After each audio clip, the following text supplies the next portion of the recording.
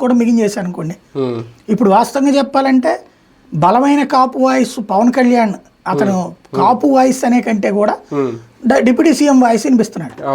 కాపుల్లో బలంగా ఇవాళ పబ్లిక్ లో ఫోకస్ అవుతున్నటువంటి వాళ్ళు ఎవరంటే అంబటి రాంబాబులు, పేరు నానీలు, వీళ్ళే ఉన్నారు బలంగా. 3 పార్టీల్లో చెక్ వైసీపీ వ్యూహం కూడా అక్కడ అదే కనబడుతుంది. కాపుల్ని ఆయన ముందు పెట్టారు. ఇప్పుడు కొత్త సత్యనారాయణ కూడా ఒక రకంగా కాపుగానే చూడాలి, తూర్పు కాపు కానీ బీసీ కోట మళ్ళీ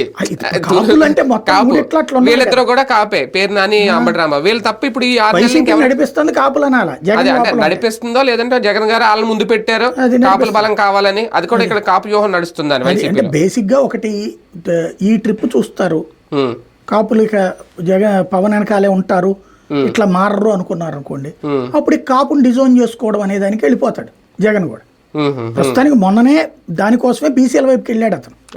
కానీ కాపులను వదిలిపెట్టలా, కాపులను వదలకుండా బీసీల వైపు వెళ్ళాడు. ఈ కాపులు నెక్స్ట్ ట్రిప్ కూడా పవన్ కళ్యాణ్ వెనకాల ఉండేసి వీళ్ళని ఎవరిని కొట్టేశారనుకోండి, ఇక అతను కంప్లీట్ గిట్ నుంచి వదిలేస్తాడు. వదిలేసి అప్పుడు మిగతా కమ్యూనిటీలను కలుపుకెళ్లే ప్రయత్నం చేస్తాడు. తెలుగుదేశం పార్టీ కూడా భవిష్యత్తులో కాపుల నుంచి ఏమైనా డేంజర్ బెల్స్ వస్తాయా? పవన్ కళ్యాణ్ మీదనే డిపెండ్ అవ్వాలా లేదా అనేటటువంటిది తేల్చుకోలేకపోతున్నారు వాళ్ళు. వాళ్ళ చేతుల్లో ఏం లేదు, వాళ్ళ చేతుల్లో ఏం లేదు. ప్రెసెంట్ పవన్ ని డిజోన్ చేసుకుంటే కాపులను డిజోన్ చేసుకున్నట్టు ఉంటది. అలాగని పవన్